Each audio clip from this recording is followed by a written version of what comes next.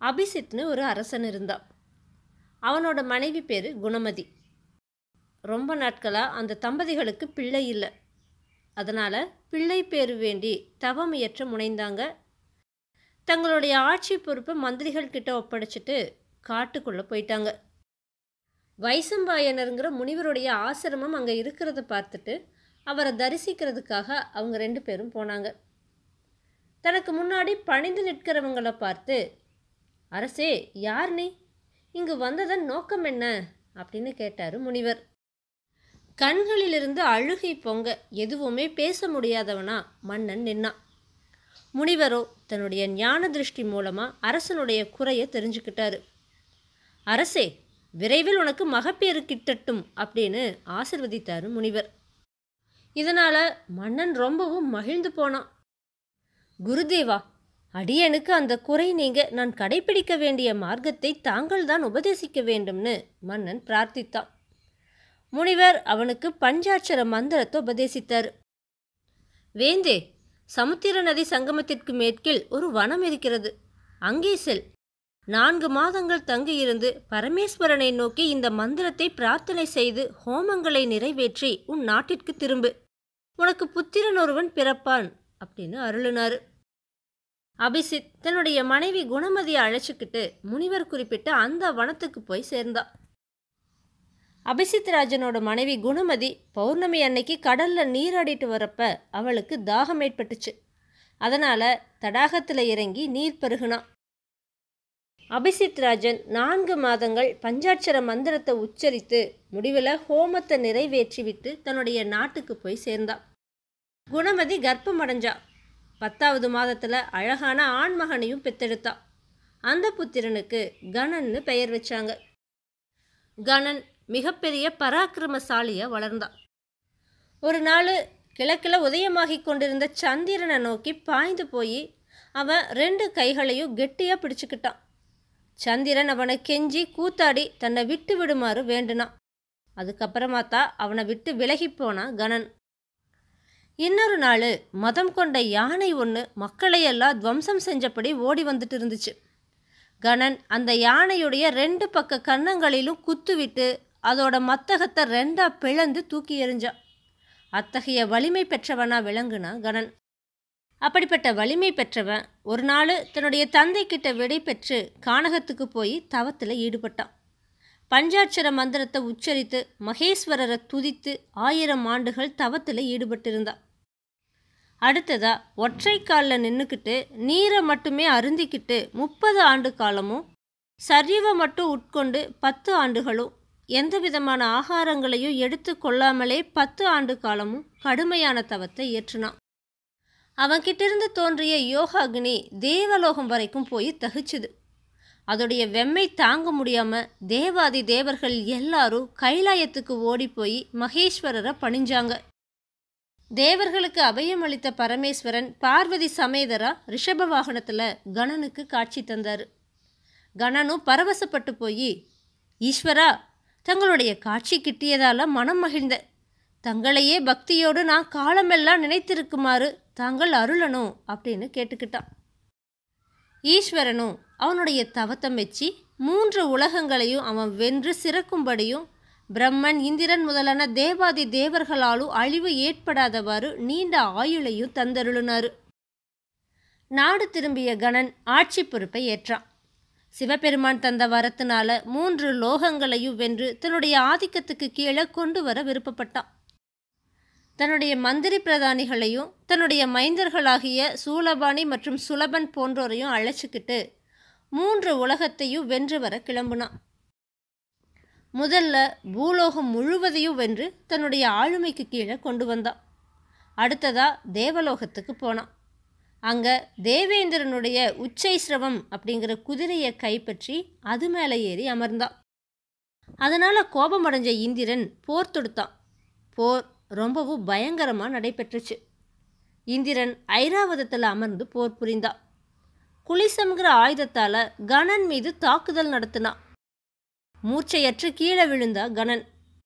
ஆனால் கண நேரத்தில் மறுபடியும் எழுந்தா. தன்னுடைய ஆயுதங்களால் பலமாக இந்திரனை தாக்கி வீழ்த்தினான். கணன் அப்ப, தேவேந்திரா, என் ஆணைக்கு உட்பட்டு நீயே தேவலோகத்தை நிர்வகித்து வரலாம்னு சொன்னான். இதுக்கப்புறமா தேவலோகம் கணனோட ஆதிக்கத்துக்கு கீழே வந்துச்சு. அங்கிருந்து சத்தியலோகத்துக்கு கிளம்பி போனான் கணன். பிரம்மதேவர் அவன் கூட போரிட விருப்பப்படலை. அதுக்கு பதிலாக கணனை வரவேற்று ஏராளமான பொருட்களையும் பரிசுகளையும் அவனுக்கு கொடுத்தனுப்புனார். மகாவிஷ்ணுவும் வைகுண்டத்தில் அப்படியே நடந்துக்கிட்டாரு. தன்னோட பங்குக்கும் ஏராளமான பரிசுகளை கொடுத்து கௌரவித்து அனுப்பி வச்சாரு. உலகமும் இப்போ கணனுடைய ஆதிக்கத்துக்கு கீழே வந்துச்சு. ரொம்ப சிறப்பாக ஆட்சி புரிந்ததோடு ஏராளமான தான தர்மங்களையும் செஞ்சு புகழ் பெற்றான் கணன். ஒரு தடவை காட்டில் இருக்கிற மிருகங்களை வேட்டையாடுறதுக்காக தன்னுடைய மந்திரி பிரதானிகளோடு கிளம்பி போன கணன் வேட்டை முடிந்து திரும்பி கொண்டிருந்தான். அப்போ அவனுக்கு ரொம்ப தாகம் ஏற்பட்டுச்சு. தண்ணீருக்காக அலைஞ்சு திரிஞ்சவங்க ஒரு சோலையை அடைஞ்சாங்க. அங்கே ஒரு நதியை பார்த்தாங்க. ஸ்படிகம் போன்ற நதி நீரில் இறங்கி தாகம் தணித்து களைப்பு தீர நீராடி மர நிழலில் அமர்ந்தான் கணன். அப்போ கபில முனிவருடைய சிஷ்யர்களில் ஒருத்த அந்த நதிக்கு நீர் மொண்டு போக வந்திருந்தான். சோலைக்கு பக்கத்தில் தான் கபில முனிவர் ஆசிரமம் அமைச்சு தங்கியிருந்தார். சிஷ்யன் கபில முனிவர்கிட்ட போய் சோலைக்குள்ள மர நிழலில் கணன் அமர்ந்திருக்கிறத சொன்னான். இதை கேட்ட முனிவர் ரொம்ப சந்தோஷப்பட்டு அரசனை அழைத்து வரும்படி தன்னுடைய சீடனை பணிச்சார்.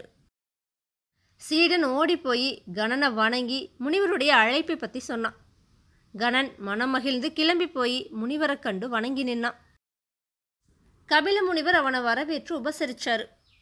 அத்தோடு, வேந்தே, நீயும் உன் பரிவாரங்களும் என் ஆசிரமத்தில் பசியாறி விட்டு செல்ல வேண்டும்னு கேட்டுக்கிட்டாரு.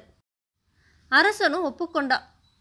கபில முனிவர் தம்முடைய மார்பில் அணிந்திருந்த சிந்தாமணியை எடுத்து ஒரு பீடத்தில் வச்சு அதுக்கு பூஜை புனஸ்காரங்கள் எல்லாம் செஞ்சு அரசருக்கும் அவன் பரிவாரங்களுக்கும் அறுசுவை உணவளிக்க விரும்புகிறேன்னு வேண்டினார்.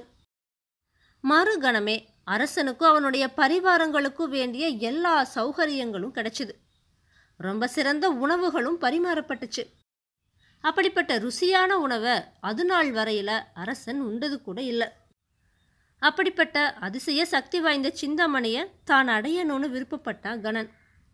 அவன் நாட்டுக்கு கிளம்புறப்ப முனிவரை வணங்கி, முனிஸ்ரேஷ்டரே, உலகப்பற்றற்று வாழும் தங்களிடம் இந்த சிந்தாமணி இருப்பதை விட மூவுலகையும் கட்டி காப்பாற்றும் என்னிடம் இருந்தால் மிகுந்த பலன் விளையும்னு சொன்னான்.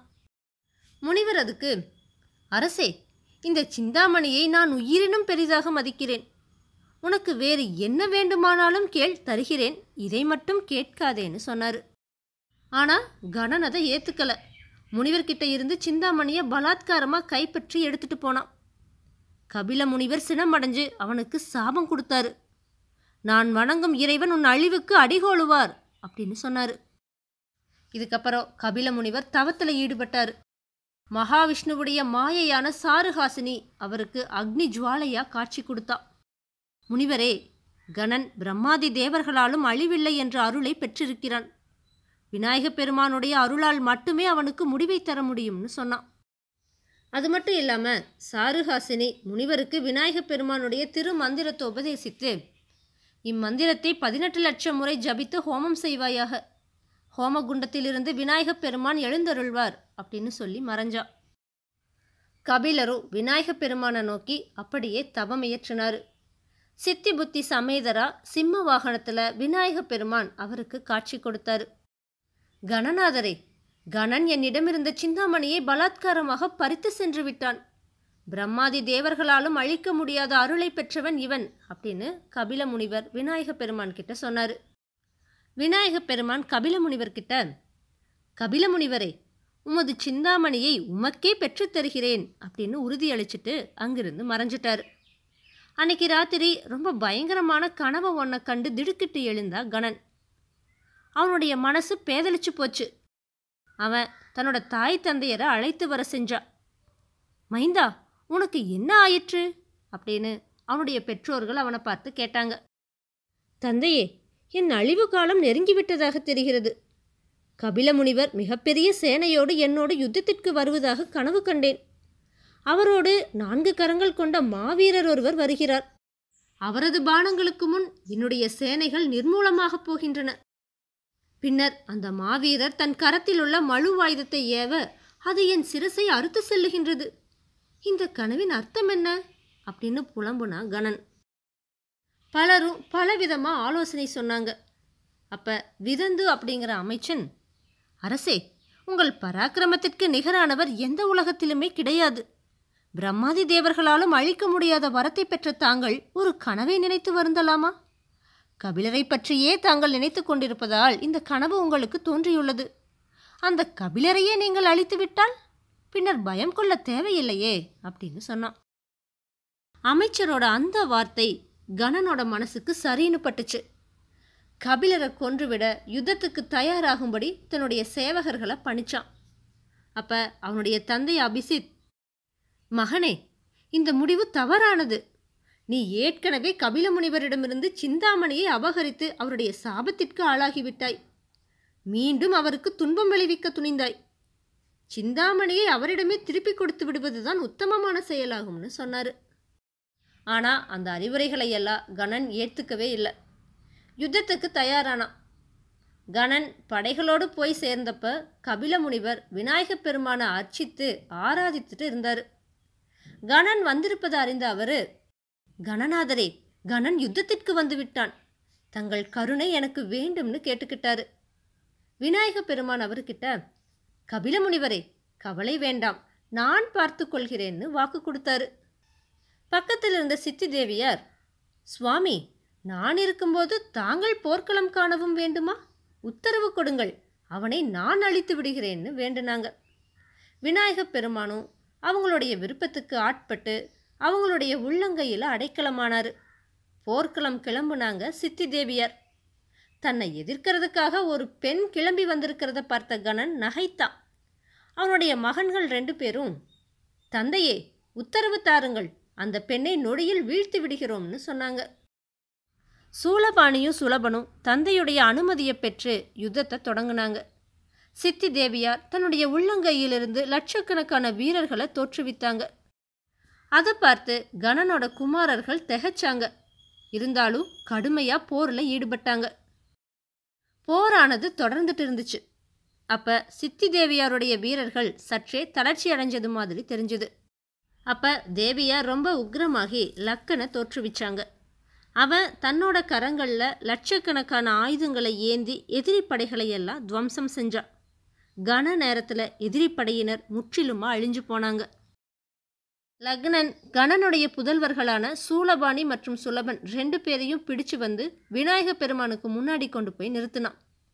உயிர் தப்பியோடைய கணராஜனுடைய மந்திரிகள் கணனை பார்த்து, தங்களுடைய குமாரர்கள் சிறைப்பிடிக்கப்பட்டனர்னு சொன்னாங்க. கணன் ரொம்ப வருத்தப்பட்டான். வேந்தே, தாங்கள் களம் கண்டால் வெற்றி உங்களுக்கே. கபிலரை கொன்று தங்களுடைய புதல்வர்களை மீட்டு வருவோம்னு சொன்னாங்க. கணனும் போர்க்களம் கண்டா. அங்க கபில முனிவரோடு விநாயகப் பெருமானும் கரம் கோர்த்திருந்தாரு. அதை பார்த்த கணன் மேலும் சினமடைஞ்சா. இவன்தான் உன்னால் தோற்றுவிக்கப்பட்ட வீரனா? கபிலா, அவனோடு சேர்ந்து நீயும் என்னோடு மண்டியிட்டு உயிர் பிச்சை பெற்று செல்லுங்கள் அப்படின்னு கொக்கரித்தா கணன். கபிலர் அதுக்கு, உனக்கான அழிவு காலம் நெருங்கிவிட்டது. இவரை யாரென்று நினைத்தாய்? உன்னை வதம் செய்ய எம்பெருமானே அவதாரம் எடுத்து வந்துள்ளார். அவருடைய பாதத்தை தொழுதால் நீ உயிர் பிழைக்கலாம், இல்லையென்றால் உன் முடிவு நிச்சயம்னு சொன்னாரு. கணன் அந்த வார்த்தையை அலட்சியம் செஞ்சா. தன்னுடைய வில்லில் 5 பானங்களை பூட்டி விநாயகப் பெருமான் மீது எய்தான். அந்த பானங்கள் விநாயகப் பெருமானை தொட்டப்ப நீராகி சிதறி விழுந்துச்சு. விநாயகப் பெருமான் தன்னுடைய மழு ஆயுதத்தை எடுத்து அவனை நோக்கி ஏவினாரு. அந்த மழு கணராஜனுடைய சிரசை அறுத்து கொண்டு போச்சு. அவனுடைய உயிரையும் போக்குச்சு. உயிர் பிழைச்ச வீரர்கள் ஓடி வந்து அபிசித் மகாராஜன் கிட்ட நடந்ததையெல்லாம் சொன்னாங்க. அவன் தான் மகனுடைய முடிவை எண்ணி கதறி துடித்தான். கிரந்தன்கிற அமைச்சர் அவன்கிட்ட, வேந்தே, இப்போது வருந்தி என்ன பயன்? தான் செய்த தீவினைகளால் உங்கள் மைந்தன் தண்டனையை பெற்றார். கபிலரிடமிருந்து அபகரித்த சிந்தாமணியை அவரிடமே கொண்டு போய் கொடுத்து உங்களுடைய வம்சத்துக்கு ஏற்பட்ட அபகீர்த்திக்கு மன்னிப்பு கேளுங்கள்னு சொன்னார். அபிசித் ராஜனுக்கும் அது சரின்னு பட்டுச்சு. சிந்தாமணியை எடுத்துக்கிட்டு கபில முனிவருடைய ஆசிரமத்துக்கு அவர் வந்தார். கபில முனிவரை வலம் வந்து அவருடைய கையில் சிந்தாமணியை ஒப்படைச்சிட்டு அவருடைய காலில் விழுந்து வணங்கினார். கபில முனிவர் அவர்கிட்ட, அபிசித் ராஜனே, உன் மைந்தன் தான் செய்த தீவினையின் பயனையே அறுத்தான். அவனுடைய மைந்தர்கள் இருவரும் உயிரோடு உள்ளனர். விநாயகப் பெருமானின் அருளை பெற்று அவர்களை அழைத்து சென்று பட்டம் சூட்டி அரசாட்சியை நடத்த செய்யு சொன்னார். அபிசித் ராஜன் விநாயகரை தியானித்தாரு. விநாயகப் பெருமானும் அவருக்கு காட்சி கொடுத்தாரு. அப்போ கபில முனிவர் சிந்தாமணி மாலையை விநாயகப் பெருமான் கிட்டவே ஒப்படைச்சாரு. விநாயகப் பெருமானும் அதை வாங்கி தன்னுடைய மார்பில் அணிஞ்சுக்கிட்டாரு. விநாயகப் பெருமான் கபில முனிவருக்கும் அபிசித் ராஜனுக்கும் பல வரங்களை கொடுத்து மறைஞ்சாரு.